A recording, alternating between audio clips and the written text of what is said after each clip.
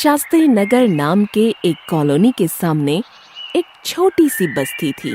रामलाल उसी कॉलोनी में चौकीदारी का काम करता था और मीरा झाड़ू पोछे का काम करती थी। कुछ दिनों से मीरा बीमार चल रही थी। सुनिए, अब मालिक के यहाँ काम कौन करेगा? मेरी तो तबीयत ही ठीक नहीं है।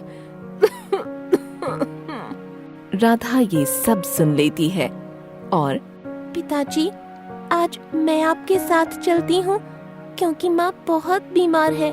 माँ वहाँ जाकर काम कैसे कर पाएगी? राधा मेरी बेटी, पर तू तो अभी छोटी है, कैसे घर का सारा काम कर लेगी? उन लोगों के घर हमारे जैसे छोटे नहीं होते, तू थक जाएगी। पिताजी, आप मेरी चिंता ना करें, मैं संभाल लूंगी। यह देखकर कि उसकी बेटी कितनी समझदारी की बातें करने लगी है, रामलाल उसे गले से लगा लेता है और अपने साथ काम पर ले जाता है। उसके मालिक का नाम राजेश था और उनका एक बेटा होता है। रामलाल पहले अंदर जाता है और मालिक को सारी बात बताता है। मालिक, जब तक मीना ठीक होके नहीं आती, मेरी बेटी यहाँ का काम संभाल लेगी। पर वो तो अभी छोटी है, क्या वो सारा काम संभाल लेगी?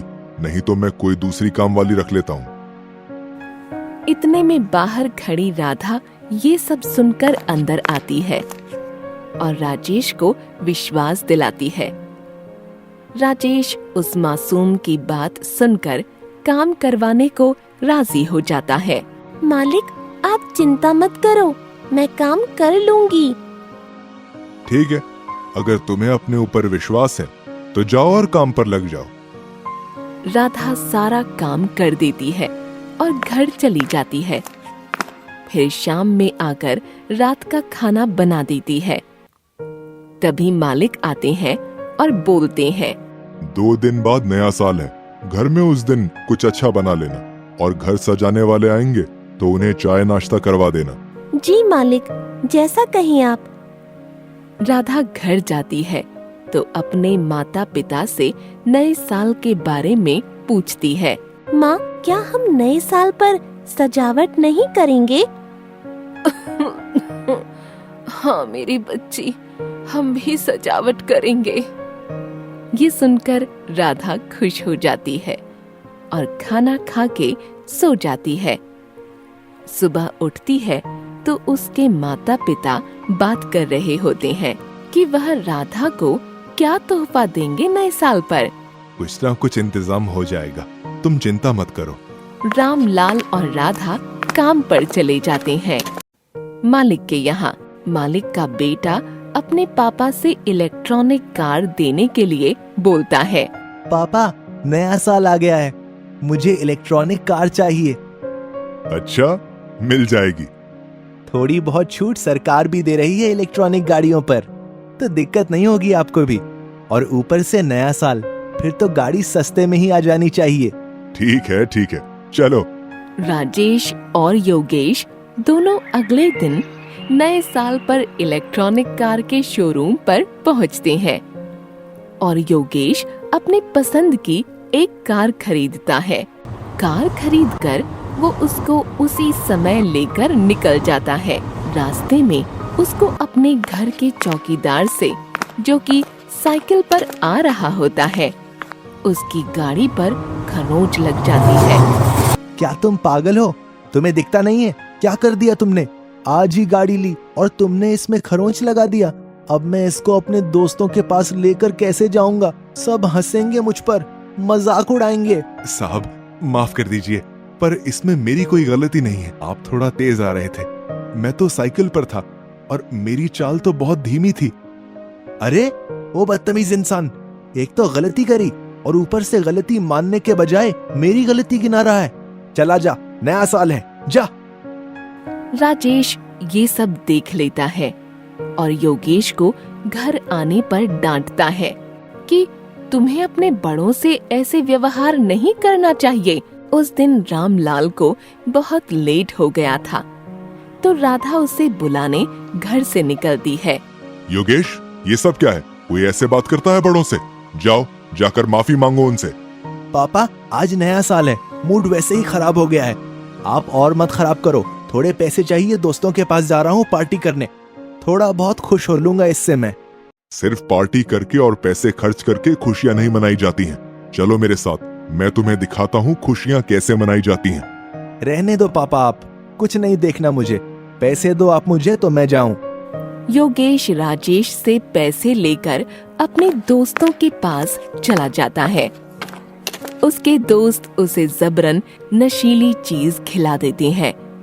पार्टी खत्म होने के बाद वो घर आता है। अरे बूढ़े, तू अभी भी यहाँ पर है?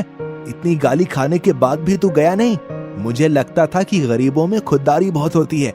सब यहीं बेच दी क्या? देखिए साहब, अब आप हद पार कर रहे हैं। नशे की हालत में कुछ भी बोले जा रहे हैं।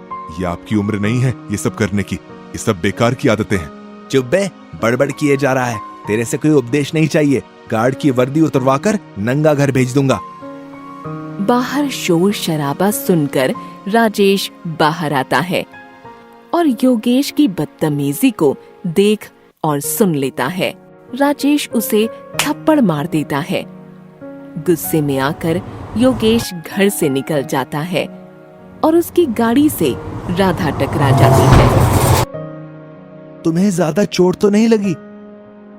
तभी वहाँ भीड़ जमा हो जाती है और लोग योगेश को पीटने लगते हैं।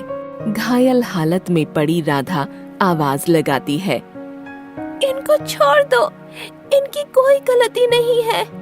मैं ही इनके सामने आ गई। ये मेरे मालिक हैं।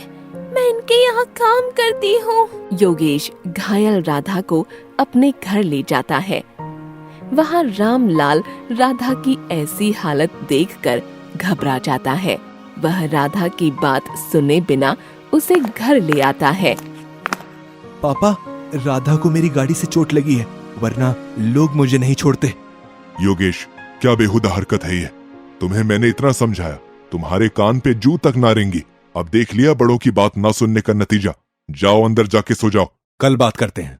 राधा के सर पर पट्टी लगी होती है और वो इसके बाद भी घर की सजावट का सामान बना रही होती है। राधा की माँ खीर बना रही होती है और रामलाल दोनों की मदद कर रहा होता है और साथ साथ तीनों एक साथ आपस में नए साल की बातें करते हैं और खूब हंसते हैं। देखो, इसे कहते हैं खुशियां मनाना। ये लोग साथ में हैं और साथ में रहकर थोड़े में ही खुशी ढूंढकर खुश हो जाते हैं। इतने में रामलाल की नजर उन पर पड़ती है और वो उनको घर के अंदर ले आता है। देखो योगेश, इतना कुछ होने के बाद भी वो तुम्हें अभी भी इतना सम्मान दे रहे हैं। तुम्हें इनसे कुछ सीखना चाहिए और अपनी गलती की माफी मांगनी चाहिए। मुझे माफ कर दीजिए काका, मुझसे भूल हो गई। मैं पैसे के गुरूर में थोड़ा अंधा हो गया था। मुझे मेरी गलती का एहसास हो गया है। उसके बाद योगेश सुधर जाता है और अपने बड़ों से कभी ऐसे बर्ताव नहीं करता।